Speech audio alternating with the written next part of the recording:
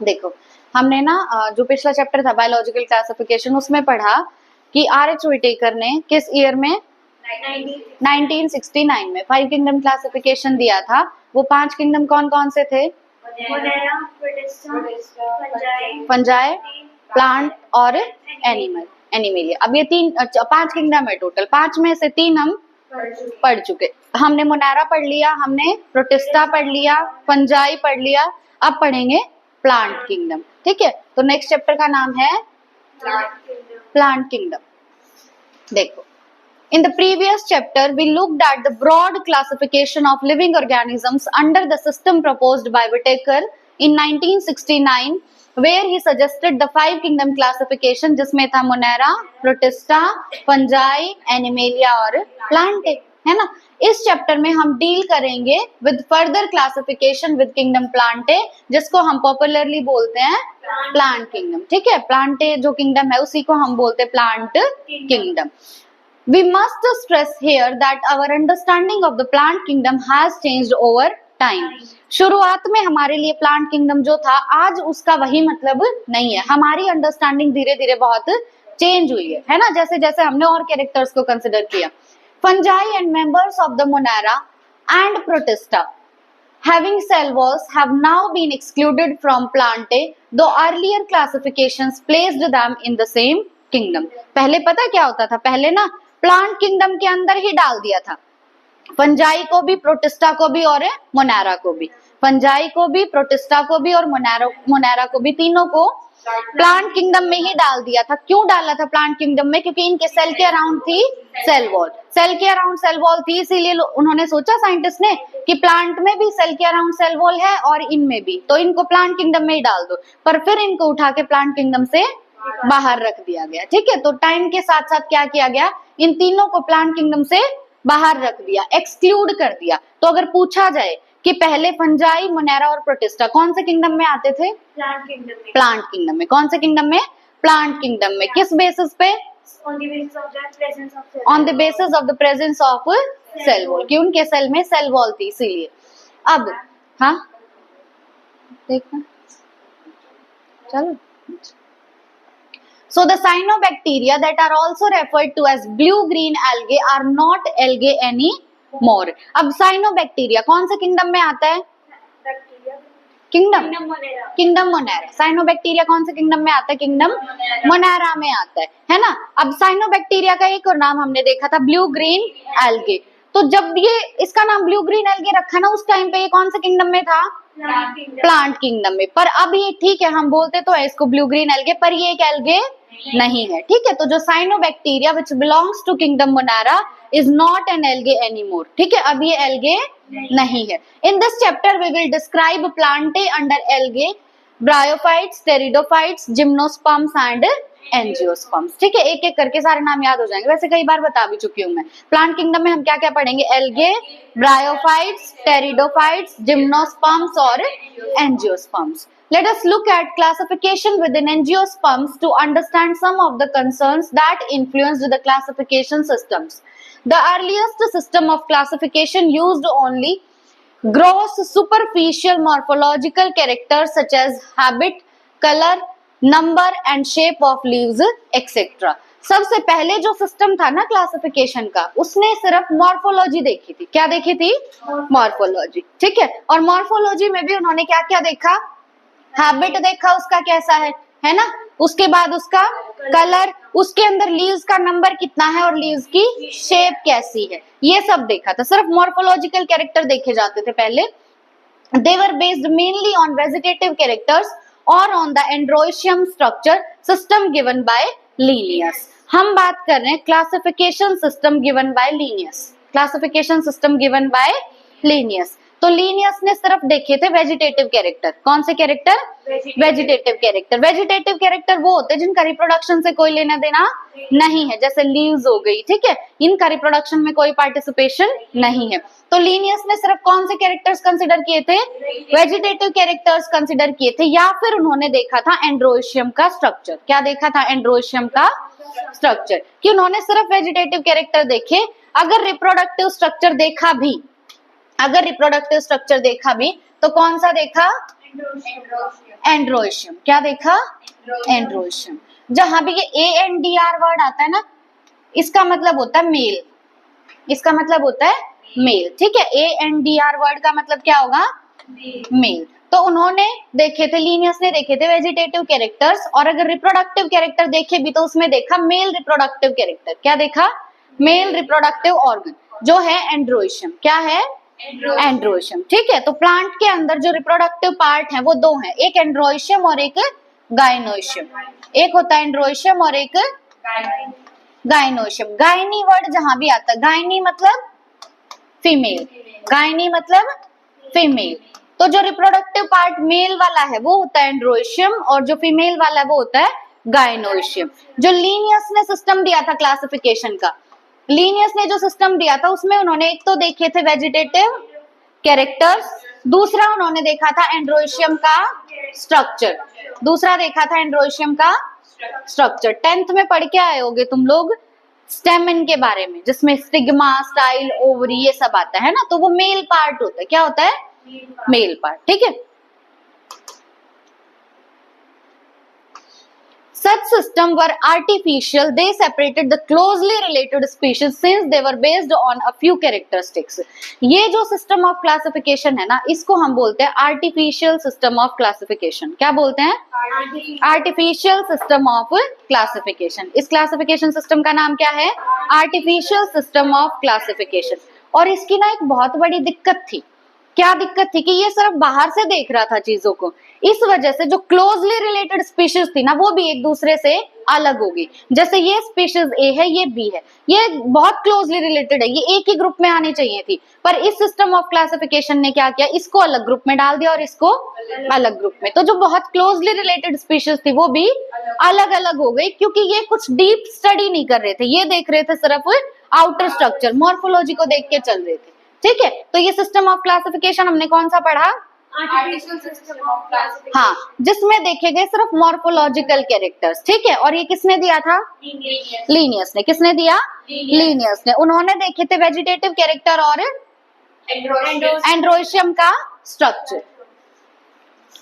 अब बात करेंगे, also the artificial system gave equal weightage to vegetative and sexual characteristics. This is not acceptable since we know that often the vegetative characters are more easily affected by environment. वैसे तो इन्होंने जो weightage दिया था कि हाँ दोनों चीजें इंपॉर्टेंट है, वेजिटेटिव कैरेक्टर भी और जो रिप्रोडक्टिव है, यानी जो सेक्सुअल कैरेक्टरिस्टिक्स हैं, ठीक है। जो आर्टिफिशियल सिस्टम है उसने इक्वल वेटेज दिया था वेजिटेटिव कैरेक्टर्स को भी और सेक्सुअल कैरेक्टर्स को भी, लेकिन जो वेजिटेटिव कैरेक्टर होते हैं ना वो एनवायरनमेंट से अफेक्ट हो जाते हैं बहुत जल्दी। एनवायरनमेंट से अफेक्ट होने का मतलब क्या है? जैसे कि मान लो टेम्परेचर हो गया, अब टेम्परेचर अगर बहुत ज्यादा है तो लीव्स पे फर्क पड़ेगा या नहीं पड़ेगा? पड़ेगा। तो जो वेजिटेटिव कैरेक्टर्स होते हैं ना उन पे एनवायरनमेंट का बहुत इम्पैक्ट पड़ता है, ठीक है।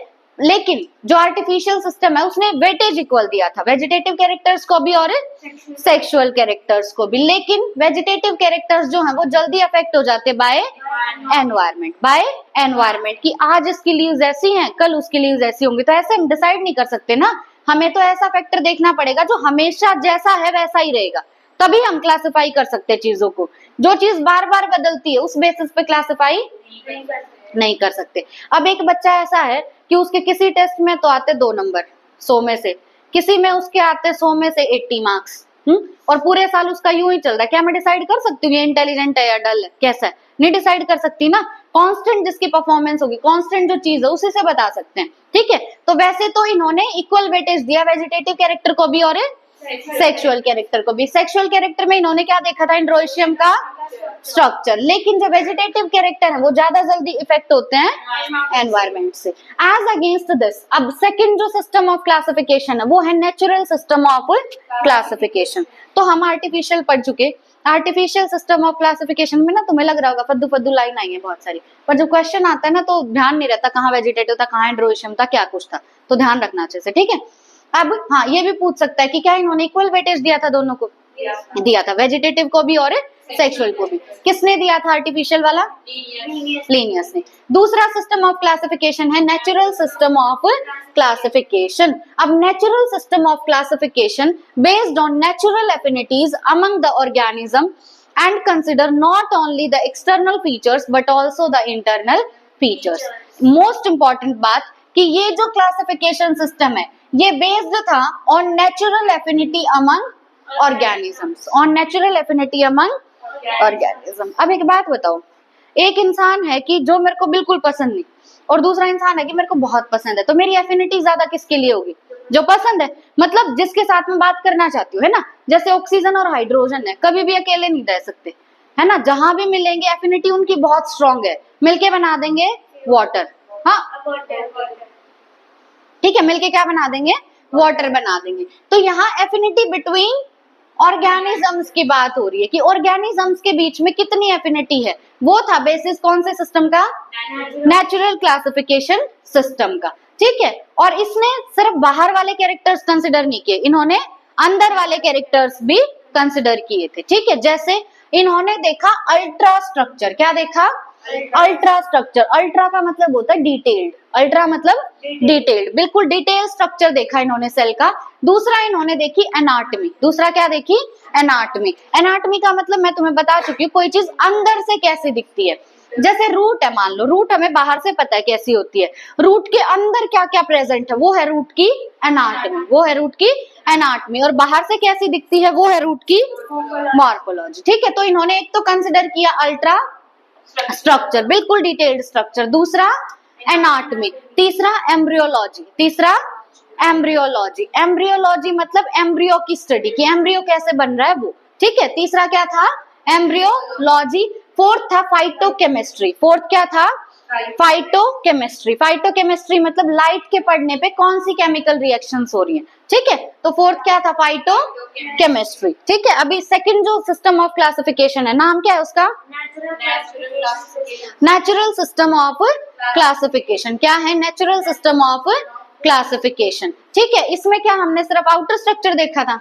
नहीं, एक्सटर्नल भी देखा और इंटरनल भी। And it was based on affinities, natural affinities among organisms. It was natural affinity का मतलब है कि कोई ऑर्गेनिज्म का दूसरे ऑर्गेनिज्म के लिए क्या रिएक्शन है, कि क्या वो उसके साथ इंटरेक्ट करना चाहता है या नहीं करना चाहता। ठीक है, ये थी नेचुरल एफिनिटी। ठीक है, नेचुरल एफिनिटी मतलब कोई ऑर्गेनिज्म खुद अपने मन से किसी दूसरे ऑर्गेनिज्म के साथ इंटरेक्ट करना चाहता है या नहीं। अगर करना चाहता है तो उसके लिए उसकी एफिनिटी है, और करना नहीं चाहता तो उसके लिए उसकी एफिनिटी नहीं है। ठीक है, तो natural system of classification was based on natural affinity among organisms. ठीक है, और इन्होंने इंटरनल स्ट्रक्चर भी कंसिडर किया और एक्सटर्नल भी। अब इन्होंने कौन कौन से कैरेक्टर लिए? पहला अल्ट्रा स्ट्रक्चर, दूसरा एनाटमी, तीसरा embryology, and fourth one phytochemistry. Fourth one phytochemistry.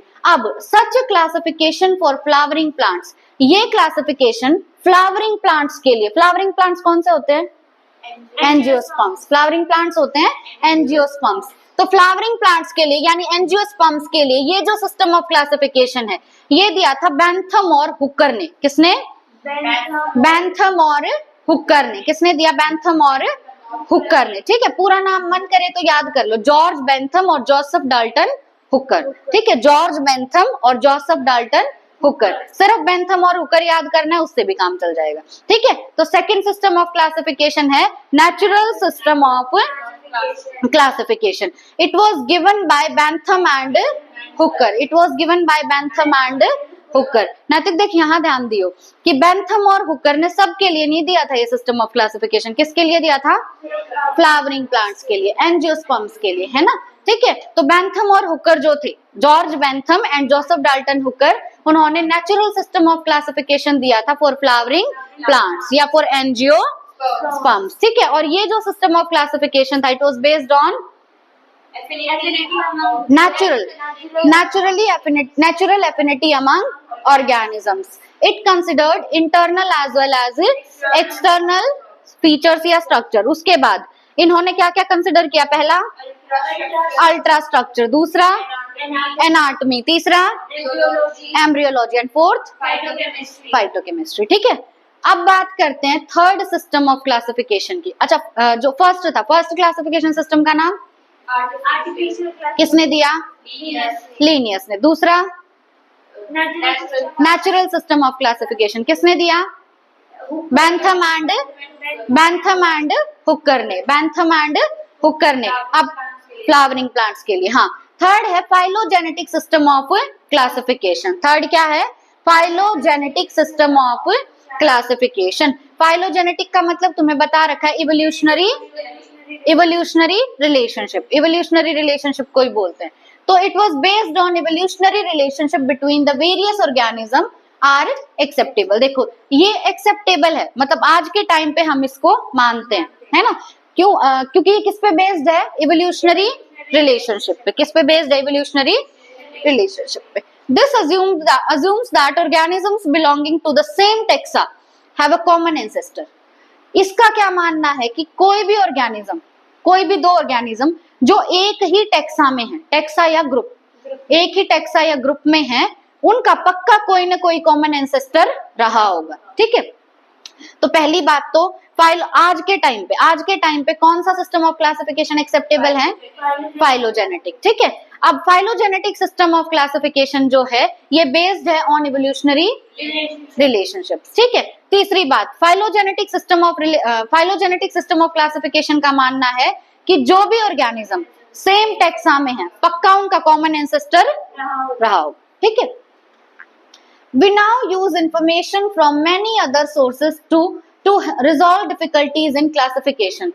These become more important when there is no supporting fossil evidence. अब मान लो हम स्टडी करना चाहते हैं, हम चीजों को क्लासिफाई करना चाहते हैं कि इसको किस ग्रुप में डालें, इसको किस ग्रुप में डालें। ठीक है, अब ना जो पुराने थे, जैसे मान लो डायनासोर की बात करते हैं, अगर हमें डायनासोर के फॉसिल ना मिलते तो क्या हमें पता चलता कि डायनासोर कभी थे?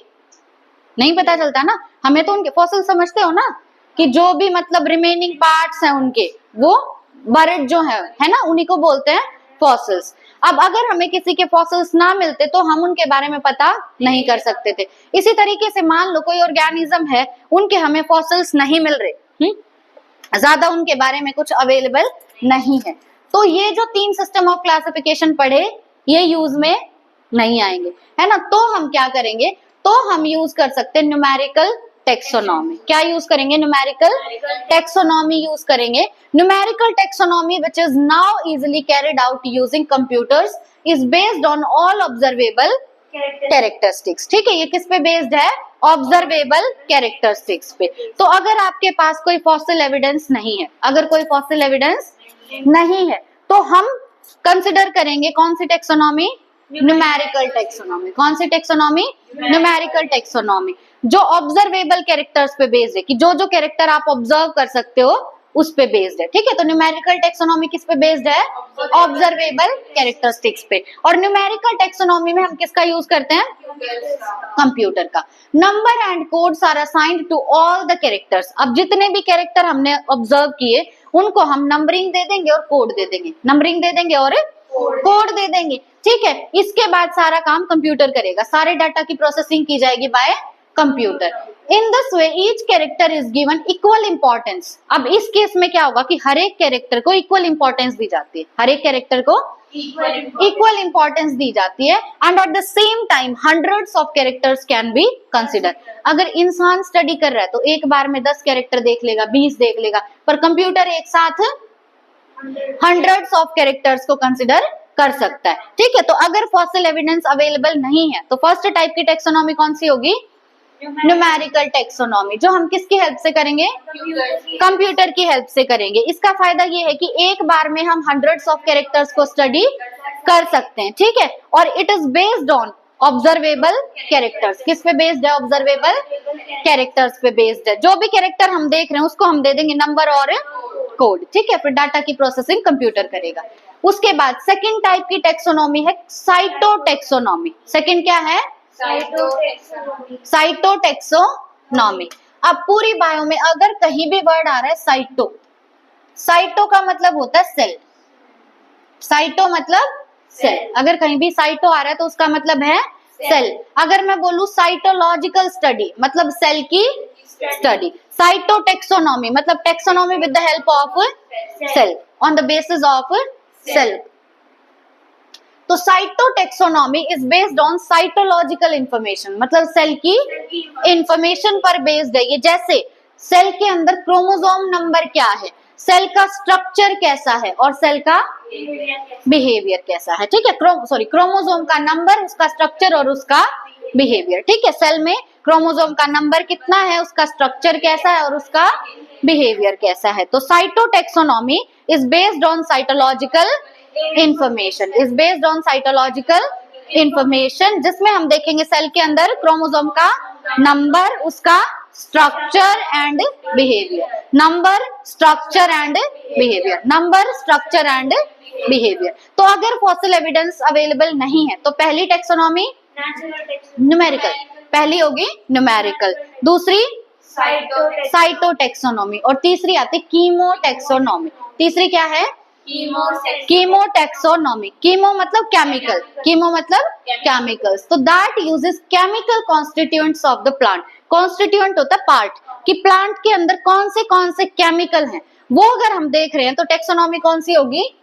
कीमोटेक्सोनॉमी। To resolve confusions are also used by taxonomists these days. तो कीमोटेक्सोनॉमी में हम देखते हैं प्लांट के केमिकल कॉन्स्टिट्यूएंट्स। क्या देखते हैं? प्लांट के केमिकल कॉन्स्टिट्यूएंट कि प्लांट के अंदर कौन से केमिकल प्रेजेंट है। ठीक है, वो होगी कीमोटेक्सोनॉमी। ठीक है, तो हमने काफी कुछ देख लिया। जो फर्स्ट सिस्टम ऑफ क्लासिफिकेशन था वो था नेचुरल, आर्टिफिशियल। आर्टिफिशियल बताओ किसने दिया? लीनियस ने। किसने दिया?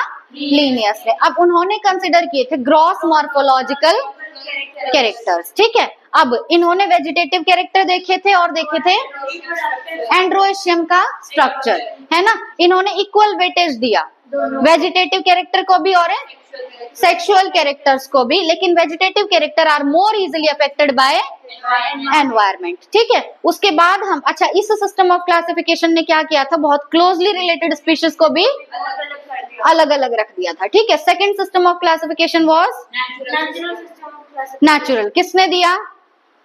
बैंथम एंड हुकर ने। किसने दिया? बैंथम एंड हुकर ने। George Bentham and Joseph Dalton Hooker. George Bentham and Joseph Dalton Hooker. अब इनका जो सिस्टम ऑफ क्लासिफिकेशन था नेचुरल वाला, it was based on natural affinities among organisms. Natural affinities among organisms. इन्होंने external structure भी देखा और इंटरनल स्ट्रक्चर भी। इन्होंने कंसिडर किया पहला अल्ट्रा स्ट्रक्चर। पहला देखा अल्ट्रा स्ट्रक्चर। हमेशा जब भी अल्ट्रा वर्ड है मतलब डिटेल, अल्ट्रा मतलब डिटेल्ड, अल्ट्रा स्ट्रक्चर। दूसरा एनाटॉमी देखी। तीसरा embryology and fourth phytochemistry. Fourth देखा फाइटोकेमिस्ट्री। ठीक है, उसके बाद इन्होंने और क्या किया था? ये देख लिया ना कि जॉर्ज बेंथम और जोसेफ डाल्टन हुकर ने दिया। Third system of classification phylogenetic system of classification. It was based on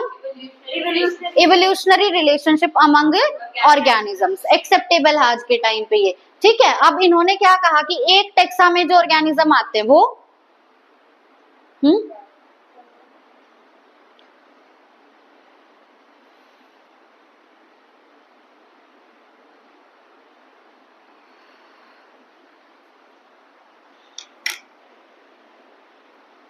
हो गया। कहाँ तक पहुंचे हम? हाँ, फाइलोजेनेटिक जो है वो किस पे बेस्ड है? On evolutionary relationship among organisms, है ना। हाँ, इन्होंने क्या बोला था कि जो भी ऑर्गेनिज्म सेम टेक्सा में आएंगे पक्का उनका एंसेस्टर कॉमन रहा होगा। अब मान लो फॉसिल एविडेंस अवेलेबल नहीं है, फॉसिल एविडेंस अवेलेबल नहीं है तो हम 3 टेक्सोनॉमी करेंगे।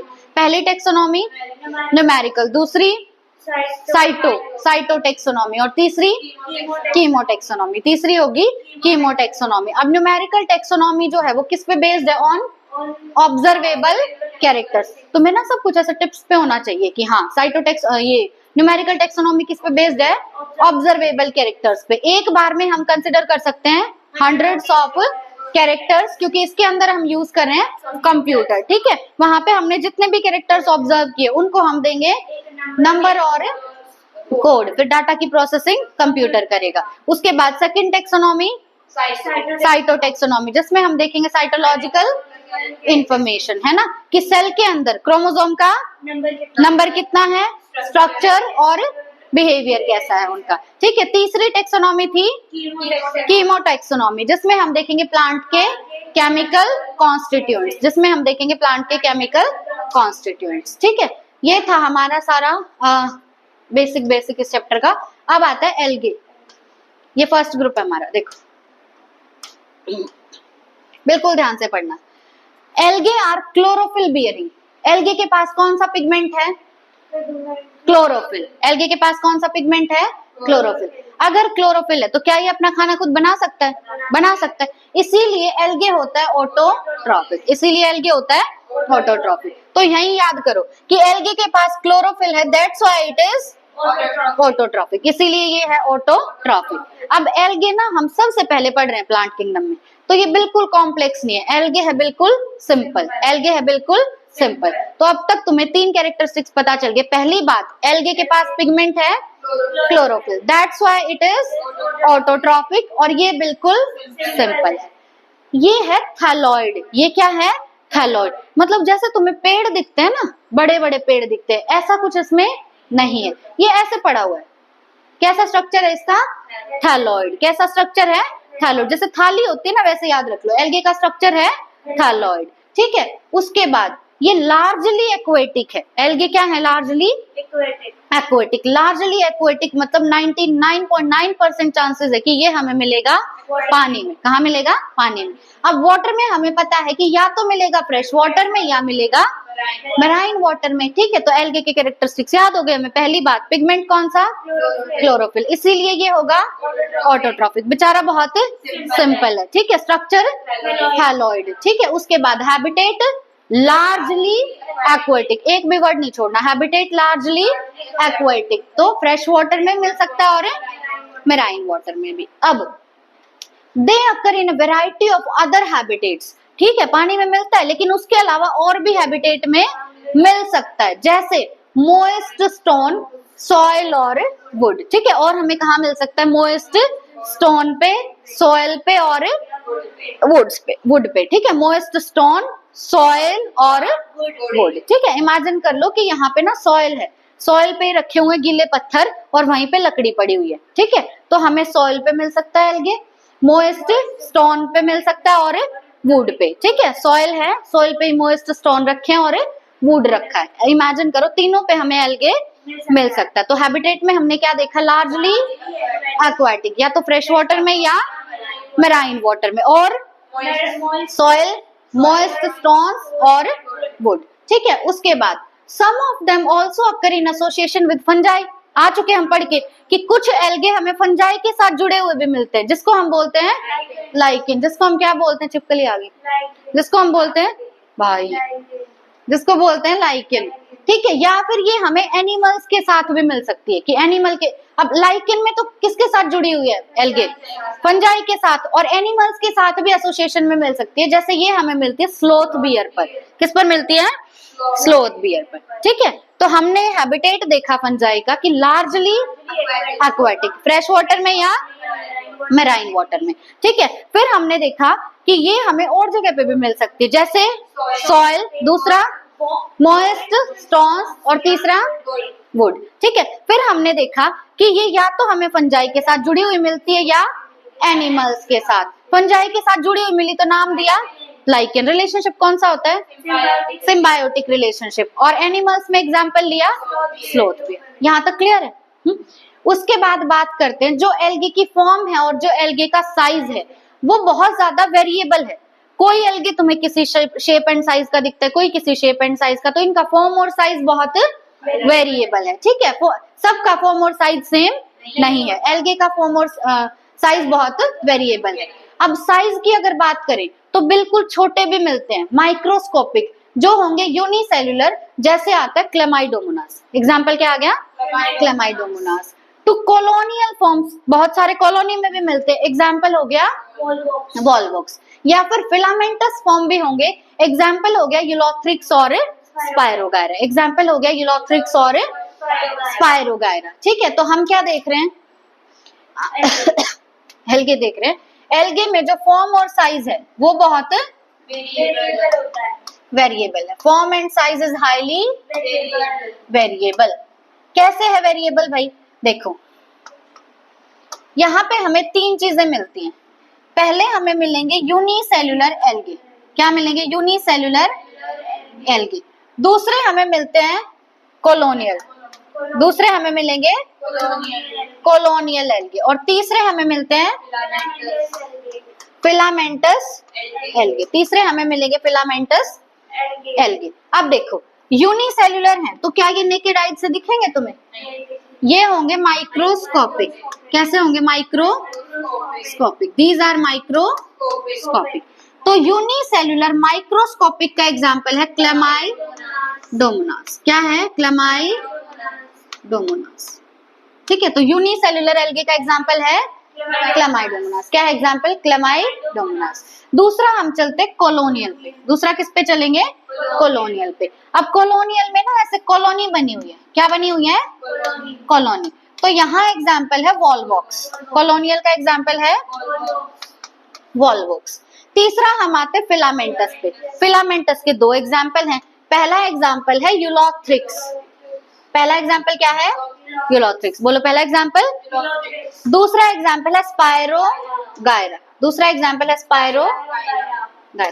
ठीक है, तो हमने देखा कि एल्गे या तो है यूनिसेल्युलर माइक्रोस्कोपिक, या कॉलोनियल, या फिलामेंटस। यूनिसेल्युलर का एग्जांपल क्लेमाइडोमोनास, कॉलोनियल का एग्जांपल वॉलवॉक्स, एंड फिलामेंटस का example Ulothrix and spirogyra. Ulothrix and spirogyra. Ulothrix and spirogyra. ठीक है, a few of the marine form. कुछ जो मेराइन वाटर में मिलने वाली एल्गी हैं, जैसे एग्जांपल है कैल्प। एग्जांपल क्या है, कैल्प। तो कैल्प का हैबिटेट क्या है, मेराइन वाटर। ये जो कैल्प है ना, ये मैसिव प्लांट बॉडी बनाती है, मतलब इसका प्लांट बॉडी बहुत बड़ा है, हंड्रेड्स ऑफ मीटर्स में ये फैल जाती है। ठीक है, तो जो कैल्प है, पहली बात तो कैल्प एक एल्गे। कैल्प क्या है, एक एल्गे। ठीक है, कौन सा एल्गे, मेराइन वाटर में मिलता है।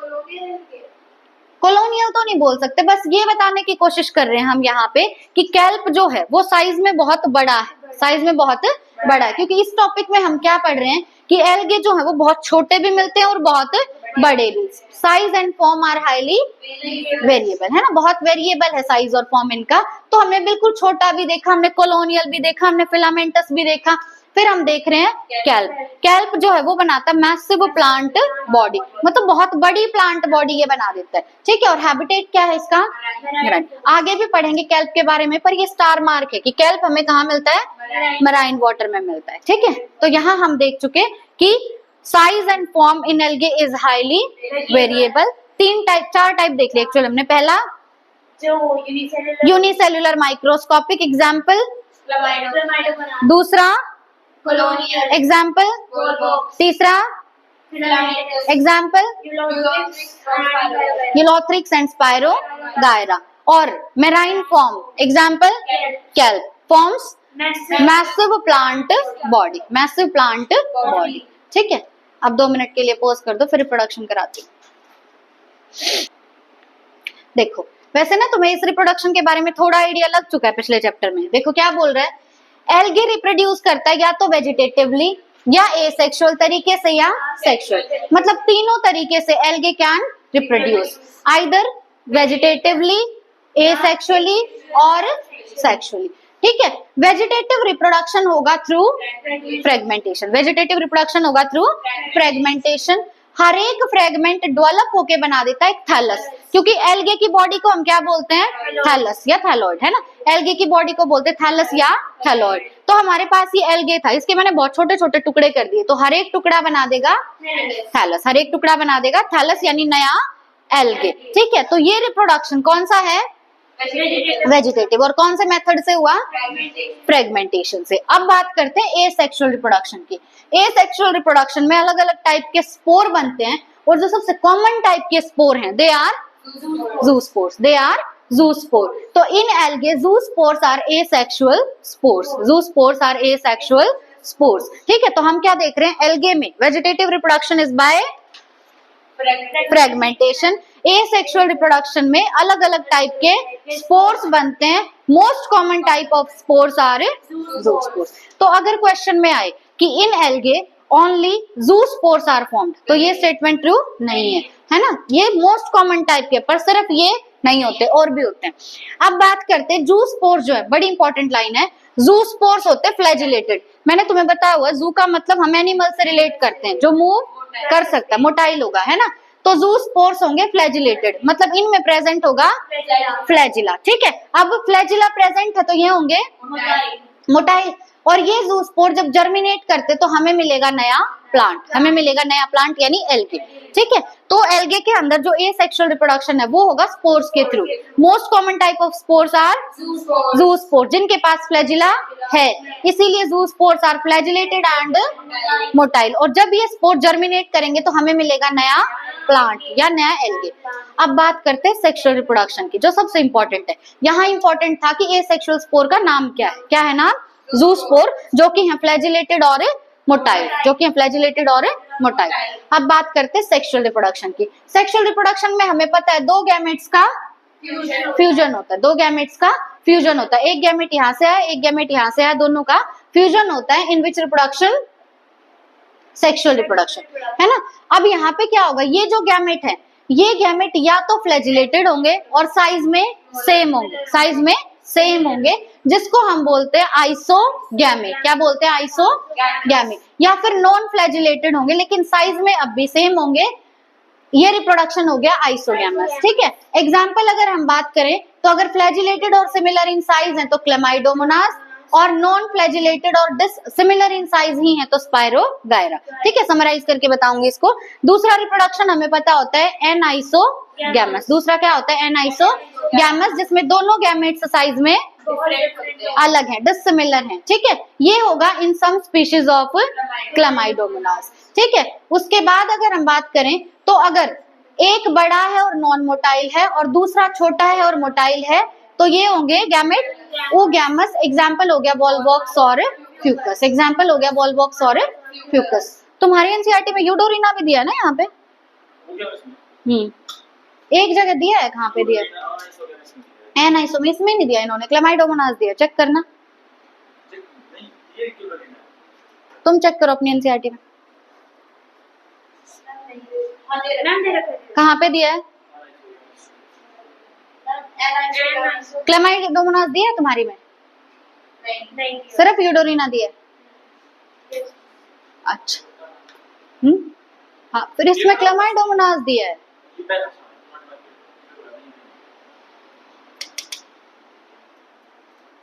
देखो, तीसरे टाइप का रिप्रोडक्शन कौन सा है, सेक्सुअल रिप्रोडक्शन। तीसरे टाइप का रिप्रोडक्शन है सेक्सुअल रिप्रोडक्शन। अब सेक्सुअल रिप्रोडक्शन जो है इसमें होता है गैमेट्स का फ्यूजन, इसमें होगा गैमेट्स का फ्यूजन। तो ये जो गैमेट है ये तीन टाइप के हो सकते हैं, ये गैमेट तीन टाइप के हो सकते हैं, बड़े ध्यान से सुनना। ठीक है, अब ये गैमेट या तो होंगे आइसोगैमस और रिप्रोडक्शन को बोलेंगे आइसोगैमी, है ना, या ये जो गैमेट है, गैमेट्स देख रहे हैं हम, है ना, या ये गैमेट्स होंगे एन आइसोगैमस, एन आइसोगैमस, या फिर ये गैमेट्स होंगे ओगैमस, या फिर ये गैमेट्स होंगे ओगैमस। ठीक है, अब देखो एन आइसोगैमस का हमें मतलब पता, आइसोगैमस मतलब दोनों गैमेट्स सिमिलर इन साइज, दोनों गैमेट्स होंगे सिमिलर इन, पर यहाँ पे भी ना दो कंडीशंस बनती हैं कि ये जो गैमेट्स हैं सिमिलर इन साइज तो होंगे, लेकिन या तो ये होंगे मोटाइल, या तो ये होंगे मोटाइल, या तो मोटाइल या नॉन मोटाइल। फ्लैजिलेटेड किसको बोलूं, हाँ, या तो फ्लैजिलेटेड या नॉन फ्लैजिलेटेड। अब अगर मोटाइल है तो मोटाइल का एग्जाम्पल क्या होगा, क्लेमाइडोमोनास। मोटाइल का एग्जाम्पल होगा क्लेमाइडोमोनास, मोटाइल का एग्जाम्पल क्लेमाइडोमोनास, और नॉन मोटाइल का एग्जाम्पल स्पायरोगायरा, नॉन मोटाइल का एग्जाम्पल स्पायरोगायरा। मतलब कि क्लेमाइडोमोनास और स्पायरोगायरा दोनों में गैमेट्स कैसे हैं, आइसोगैमस, मतलब they are similar in size. बस फर्क कितना है कि स्पायरोगायरा में है नॉन मोटाइल और क्लेमाइडोमोनाज में है, ठीक है, बड़ी इंपॉर्टेंट बात है। अब बात करते हैं एनाइसोगैमस की, मतलब यहाँ पे gametes are dissimilar in size, gametes are dissimilar in size, ठीक है। अब यहाँ पे एग्जाम्पल किसका होगा, क्या क्या दिया ना,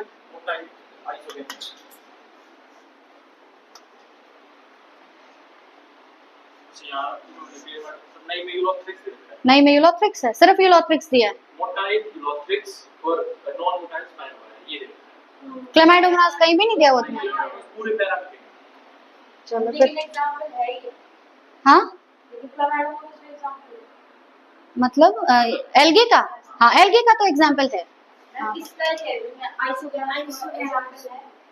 अब देखो इस एनसीईआरटी में दिया हुआ है, अगर मान लो आ जाए कभी तो कंसिडर कर सकते हैं, क्योंकि पुरानी में दिया हुआ है, अब नई में इन्होंने काट दिया। नहीं, अगर डायग्राम जैसे कि मतलब ये मोटाइल है तो हो जाएगा, है ना। चलो देखो तुम्हारी एनसीईआरटी के अकॉर्डिंग देख लेते हैं, नहीं चलता, पॉज कर एक बार, दोबारा ऑन करना पड़ेगा। देखो नई एनसीईआरटी के अकॉर्डिंग देख लेते हैं कि जो सेक्सुअल रिप्रोडक्शन है, सेक्सुअल रिप्रोडक्शन में हमें पता है गैमेट्स का फ्यूजन होता है। अब ये गैमेट्स या तो होंगे आइसोगैमस या ये होंगे एनाइसोगैमस या फिर ये होंगे ओगैमस या फिर ये होंगे ओगैमस। अब अगर ये आइसोगैमस है मतलब दोनों साइज में सिमिलर होंगे, तो अब कंडीशन हो सकती है या तो गैमेट्स होंगे मोटाइल या गैमेट्स होंगे, हम कह सकते हैं या तो होंगे फ्लैजिलेटेड या होंगे। अब मोटाइल का एग्जाम्पल क्या दिया है, मोटाइल का एग्जाम्पल दिया है यूलोथ्रिक्स, ठीक है। और अगर ऑप्शन में आ जाए क्लेमाइडोमोनास तो वो भी ठीक कर देना, क्योंकि उसमें भी फ्लैजिला होता है, ठीक है। तो मोटाइल में आ गया यूलोथ्रिक्स और नॉन मोटाइल में आ गया स्पायरोगायरा। पता है अगर स्पायरोगायरा ना ध्यान रहे, गायरा मतलब जो कीचड़ होता है ना उसको बोलते हैं, है ना।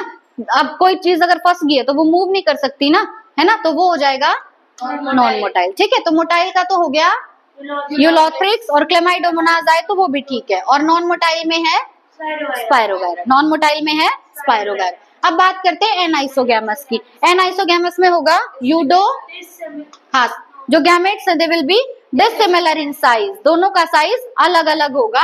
एंड एग्जाम्पल है यूडोरीना, एग्जाम्पल क्या है यूडोरीना, एग्जाम्पल क्या है यूडोरीना, ठीक है। उसके बाद बात करते हैं ओगैमस की। ओगैमस में हमें पता है जैसे दो गैमेट है, उनमें से एक होगा साइज में बड़ा है तो वो नॉन मोटाइल, बड़ा है तो वो नॉन मोटाइल, तो हम कहेंगे बड़ा वाला होगा स्टैटिक, बड़ा वाला होगा स्टैटिक मतलब वो मूव नहीं कर सकता, और जो छोटा होगा साइज में वो होगा मोटाइल, जो साइज में छोटा है वो होगा मोटाइल। ये कंडीशन है ओगैमस। अब यहाँ पे एग्जाम्पल क्या है, वॉल्वॉक्स एंड फ्यूकस, यहाँ पे है वॉल्वॉक्स एंड फ्यूकस। तो एग्जाम्पल बड़े इंपॉर्टेंट हैं। आइसोगैमस जो गैमेट हैं वो किस किस में होंगे, मोटाइल बताओ, Ulothrix, motile Ulothrix, non motile Spirogyra, motile non motile anisogamous Eudorina, anisogamous Eudorina, और oogamous Volvox and Fucus, Volvox and Fucus, Volvox and Fucus, ठीक है। अब बताओ मेरे को स्पायरोगायरा के अंदर बताओ कैसे गैमेट्स होंगे, नॉन मोटाइल कैसे, isogamous, non motile isogamous, Ulothrix में